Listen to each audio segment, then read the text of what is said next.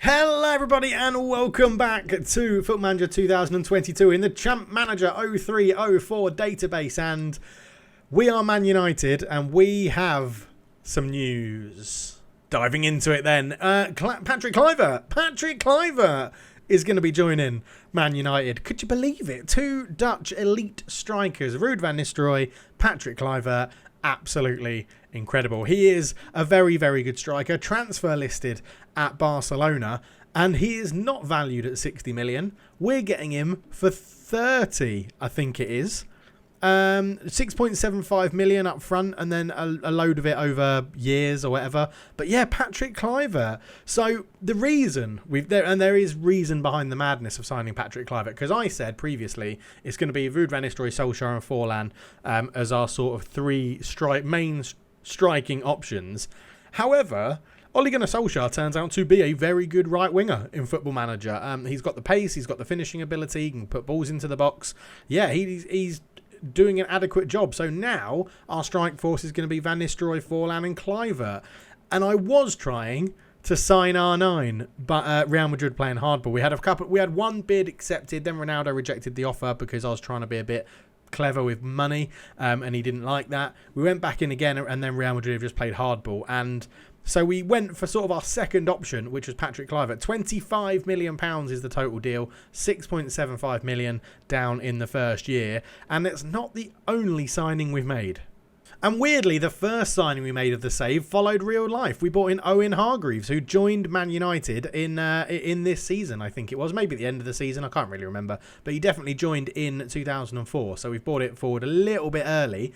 But Owen Hargreaves joins, and he is really good. He's actually like a mini Roy Keane, weirdly, without the tackling and the aggression.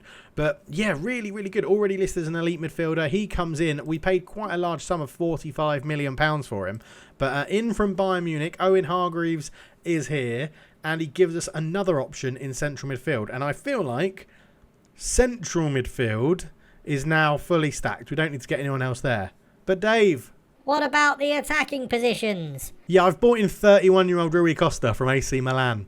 Again, he's so good at this price, I just couldn't turn him down. 31 years old, but we've paid £35 million for Rui Costa. Technique 20, passing 18, dribbling 18, really good at set pieces, can cross the ball, he's got composure, flair, teamwork, vision, off the ball, leadership, and his physicals are fine for a 31-year-old. Like, that's just bonkers, isn't it? Absolutely bonkers. We have bought Rui Costa and Owen Hargreaves and Patrick Kluivert into the club. So if we press continue, we're still in pre-season. As I said, I would come back for a second episode with pre-season still to go. And I am recording this before the first episode has gone live because I'm actually away tomorrow and Thursday. I'm actually away. That doesn't make sense. I'm away the day the first video came out, which is Wednesday, and I'm away on Thursday when this video is coming out. So by the time I can record the third episode, I'll be able to see the comments on the first episode of players that you wanted to see. That's all very confusing. I'm away with work. It's nowhere fancy. It's just in Singapore. But yes, but Patrick Kluivert is in. Patrick Kluivert. Incredible. I think that's an incredible piece of business. £25 million for Kluivert. Let's give him a squad number. He wants the number 9. He can have the number 9. It is totally free. So Patrick Kluivert can have the squad number. I've also been very, very pathetically nerdy about this and gone through and given everyone their correct squad number from that year, other than Rui Costa, who gets 17. But yeah, we've gone through and I had to look up what number Tim Howard had when he first joined the club. It was 14. Roy Carroll was 13. Barthez was 1. So yeah, I've gone. I did that. The only difference is obviously Ronaldo I don't think started as number 7, but he is now number 7. He may well have inherited it straight from David Beckham. Do you know what? I can't remember, to be honest. But season tickets are going through the roof. 55,000 season tickets. A big name signing comes in with Kluivert going to be one of the highest sellers, although Ruud van Nistelrooy will keep that number. I'll keep the point in there. Premier Division top player Patrick Vieira, Crespo, Van Nistelrooy, Henry, Gerrard and Scholes make up the top list, and we've been scouting a lot of players that I just thought would have been good fun to use. Everton and Liverpool want Kim Kallstrom, 20 years old, out at Djurgården. I mean, I would love to bring him in. because it's so retro. But yeah, we don't really need a central midfielder anymore. Adriano, 21-year-old Adriano is at Parma. And I'm like, oh my God, that would be incredible. But we've just bought in Patrick Kluivert for a lot less money, so we don't need him. Kalinichenko was just an 0102 hero that I used to love, so I just wanted to give him a scout and see what it was like. We'll fully scout him and see what he comes out as. And Liam Miller, who eventually did move to Man United in real life, we're just giving him a scout just to see what he was about because his value was so low, but there's a reason for that. He's not very good. Other than that, there's not too much to report, really. No outs to speak of. We're unbeaten in pre-season. We've been tweaking the formation. If I, again, add in insert column and then formation here and then go auto size all columns, you'll see here we started a 4-2-3-1 wide against our second 11. Then we went to this 4-3-2-1 asymmetric. Now we've got a 4-1-4-1 DM asymmetric with an AMR, which looks like this. And I've been sort of messing around with the tactical style, trying to implement a Fergie-esque style, which is always, I think it's impossible in Football Manager to actually imitate what a real life manager does. I just don't think it's possible, and that's why I don't do videos that are sort of out there like, this is Klopp's 4-3-3 or Pep Guardiola's tiki-taka. I just don't. That's not true, because you can't tell the players what to do in every situation, and that's what those managers do.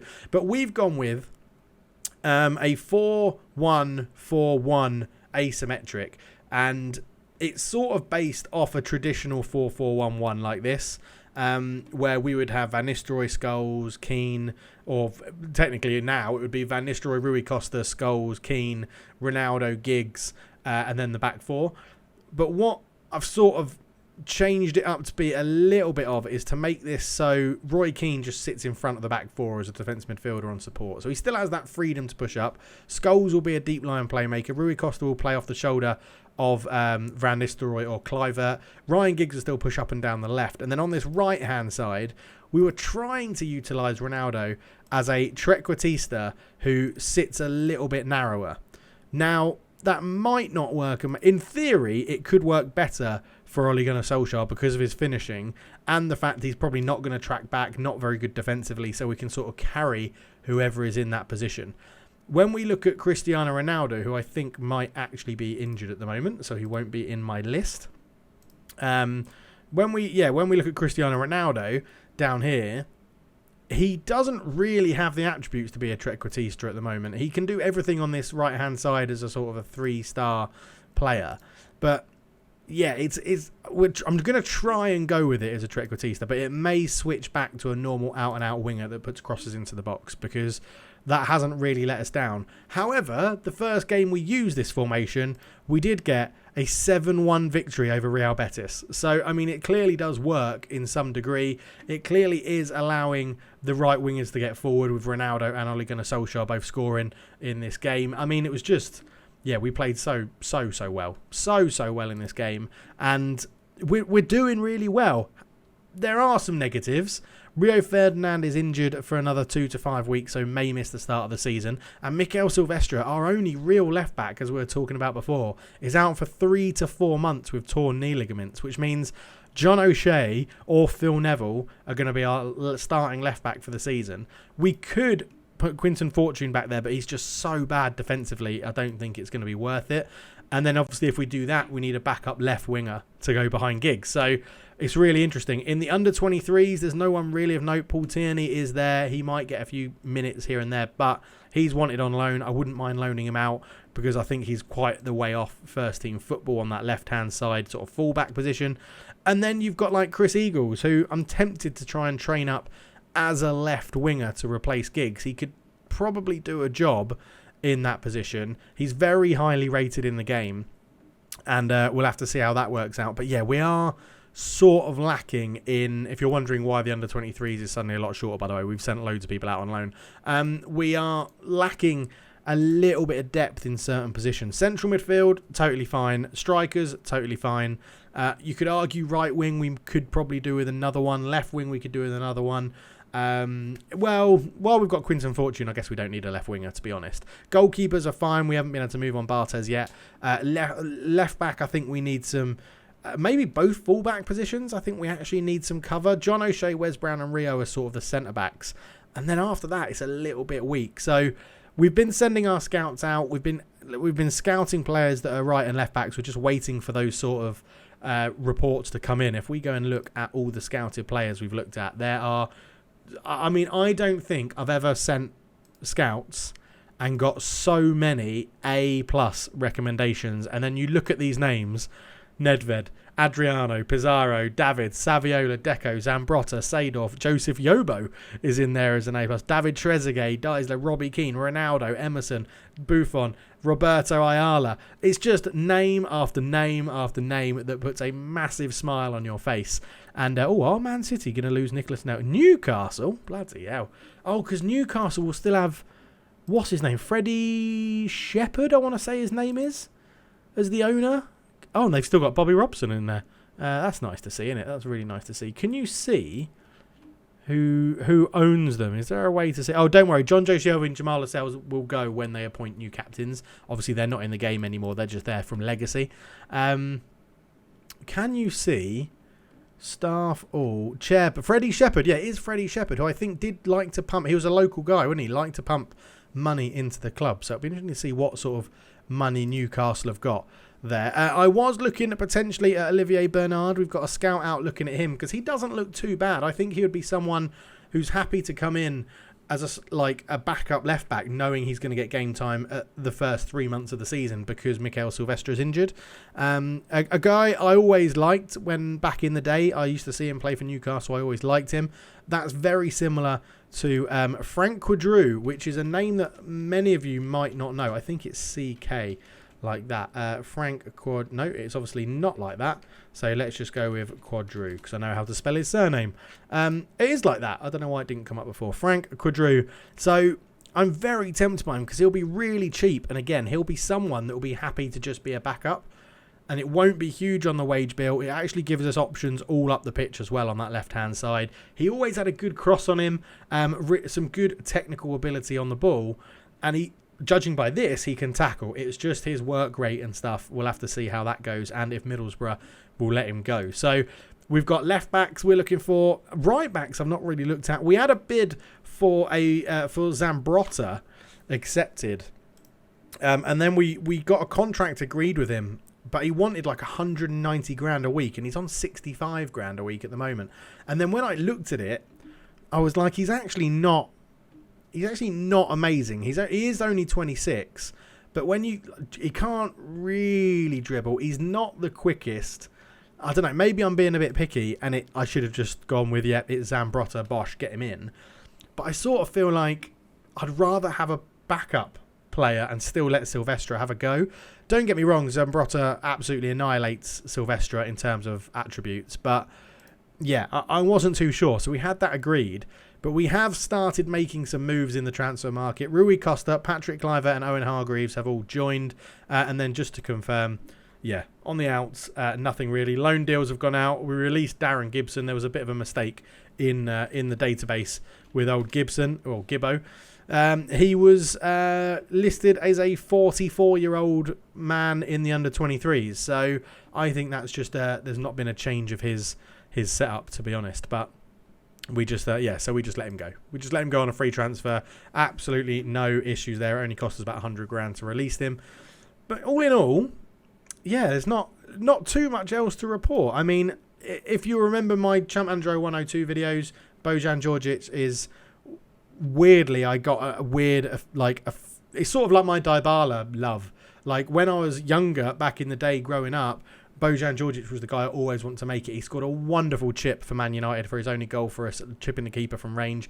He's only 21, and I think when he comes back from loan, I'm going to try and get him into the team. I'm going to try and get him, which is why I'm not too fussed about bringing in another left midfielder, because I think Djordjic can go and do it. And if we actually look at those people that are out on loan, Colin Heath is another one that could potentially step up. Not the best picture there, but could potentially step up and do a position or give us an option. Striker at a time. Suleiman Maman never made the grade. He probably looks like he's not going to make the grade at this level either. We got Hussein Yasser is another one that just completely dropped off the radar for like high level football, but at 19 years old could give us an option on the right wing. Does look, he seems got something about him there. And Arthur Gomez, who I always forget, Gambia, that's who's from the Gambia. really highly rated, but really, really struggled technically when you got into later games in like 01, 02, 03, 04, 04, 05 sort of champ manager. But yeah, loads of people are out. Kieran Richardson's gone out alone. Danny Pugh, Mads Tim, Kenny Cooper, Alan Tate, Daniel Nardiello. They've all gone on loan. And some of them you can see coming back and potentially making a difference, but a lot of them you're just sort of like, nah, I don't think it's going to work. Like Michael Stewart has great mentals, can really put an effort in for the team, but technically he's always going to be short of the level of Man United. So it's really interesting to see where this team is going to go. And I'm really intrigued to know where you think we should strengthen. I think fullbacks, we don't necessarily need to strengthen, we need depth. I think wingers, again, we don't necessarily need to strengthen, we just need depth. But overall, at the moment, it's a 23-man squad. If we bring in one more fullback that can cover both sides, brilliant. And then we can maybe splurge on a big signing. But financial-wise, we have £53 million left. We are spending over our wage budget, so we may have to look into that. In fact, that's probably not a bad thing to do early on. So let's just go. If we go into Club Vision, work within wage budget. Yeah, okay. They want us to be quite financially sound, to be honest. But yeah, we should definitely be playing entertaining football. We're going to try and develop players using the club's youth system. I think that's going to be quite tough. Sign players under the age of 23 for the first team. I am sort of falling short of that. I mean, let's be honest. And signing players under the age of 23, I am falling short of that because I just love bringing in the big retro names. But although Owen Hargreaves isn't really a big retro name, is he? But how old is Owen Hargreaves? Oh, he's 22. So he's under 23 for the first team and the future. So objective done. Yeah, we've done that one. Right, let's go and control the wage budget then. So let's give us, 40 million? That'll give us, 150 grand to play with. That's another big signing, isn't it? That's not a problem. So, yeah, I mean, there's not really much else to go through. We can progress forward a little bit in terms of pre-season and see what sort of results we get against Villarreal and Real Madrid. But we're so close to the start of the season now. We've got Villarreal, Real Madrid, Inter Milan, I think, are the three remaining friendlies. We've had easy friendlies at the start, and now we've gone to more difficult ones. And, yeah, we're just going to see how it goes. So we'll be back in a minute. Now, this is interesting. Nicky Butt is wanted by Barcelona. And I am not that, and Phil Neville's wanted by Barcelona. I am not against selling either of them, to be honest. Now, Nicky Butt is class. Don't get me wrong. He is class.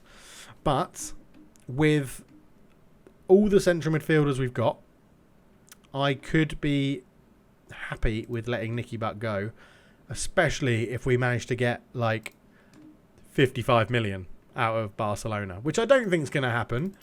But other than pissing Nicky Butt off, what's the harm of offering him out? And I'm going to do the same with Phil Neville. Because if we get rid of Phil Neville, then I will go and bring in like a Zambrotta or something like that. And again, Phil Neville, £30 million for Phil Neville. I think I would take that because it's Phil Neville, right? The worst of the brothers, the more versatile of the brothers, but definitely the worst of the brothers. So let's see if we get any news about that. So we do have an offer from Barcelona for Phil Neville, which is £17 million. I'm just wondering, is there anybody? I mean, Danny was always a decent player. Could we get someone from their senior squad? Now, obviously, I would love Puyol, Iniesta, Saviola, Enrique Garcia, Overmars, Rafa Marquez, Ronaldinho. I don't know. Maybe we don't go for that. Let's just say, give us that 30 million, and he's yours. 18.5. Give us 22, and then in 6 months' time, give us the remaining 8. How about that? Ooh, 20.5. I reckon 25 million is a good price for Phil Neville. Done. 25 million pounds for, just as I'm saying we're short of fullbacks, I'm just selling one of our pretty good fullbacks. But yeah, okay. I don't mind that at all. Now we definitely need to go fullback hunting and try and bring someone in, because this could be a bit of an error on my part if we sell him and don't bring someone in. So let's go in. Oh, by the way, Thomas Rositzky, absolutely incredible. Absolutely incredible. Like, if we could afford him, if we could bring him in and get him to play every week, I would. But we're definitely not going to be able to with the people we've already got. Right, let's go and have a look and see what left backs we find. Okay, so I've sorted by some attributes that I think would be useful in terms of how we want to play a left back. Crossing, pace, tackling and dribbling. And top of the list is Olivier Bernard.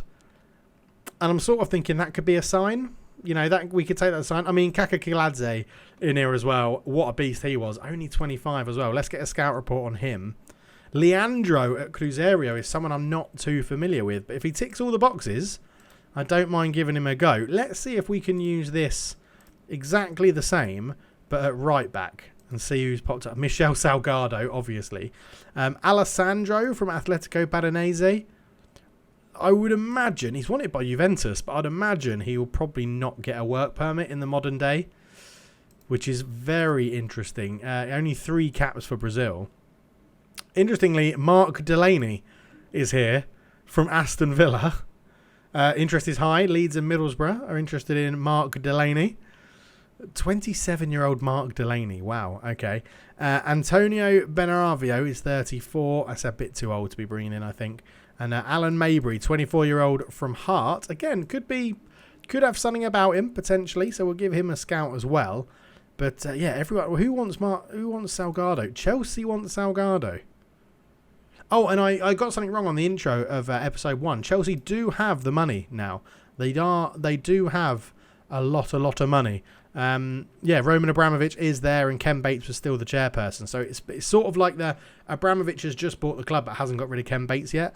So it's interesting because, yeah, they had Hernan Crespo and I was like, I'm pretty sure he was bought with the Abramovich money, as was Seba Veron. So very, very interesting. Very, very interesting indeed. But, yeah, we've got a few scout reports out.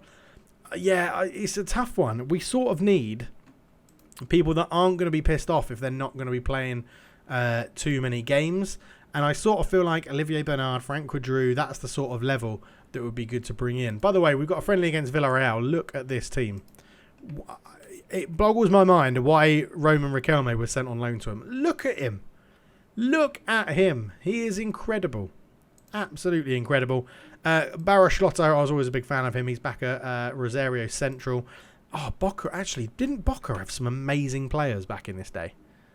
I swear they had some absolutely incredible players. Carlos Tevez is there. We're scouting him already. He looks pretty decent. 19 years old. I think there's a reason that we haven't gone for him. I think he can't move until Christmas. I think it's Nicolas Badiso at centre-back. Oh, my God. 22-year-old Badiso.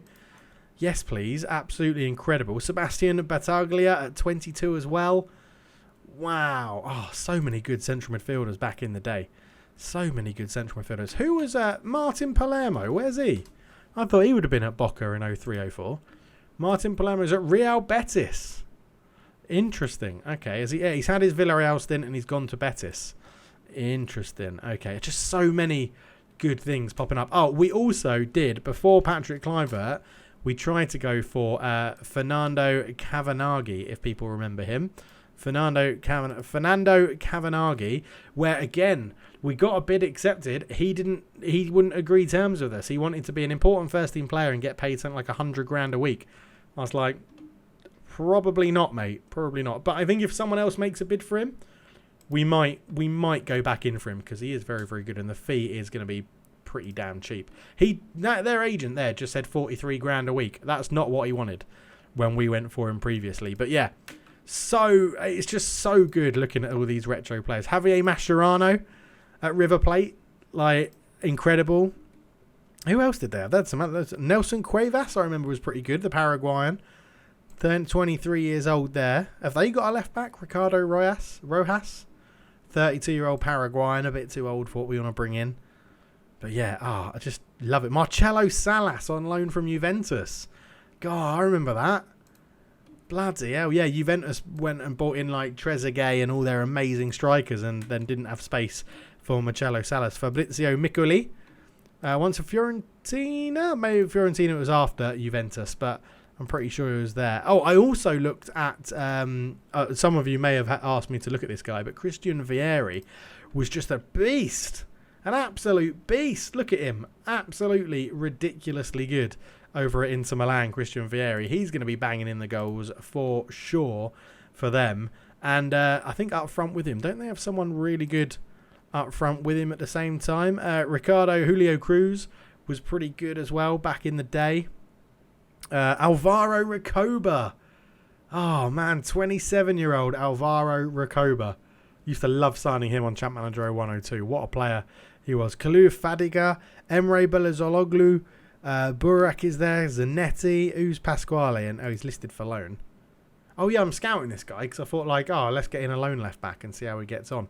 But yeah, interesting. Right, we'll end it there actually because I've been rambling on long enough about nostalgia and old players. I think we can leave it there, and we'll come back. The next video I'll be recording it when I'm back from my little work things, and I'll be able to see all your comments. So I'll be diving into that. But it'll be the opening game of the season against Wolverhampton Wanderers in the Premier League.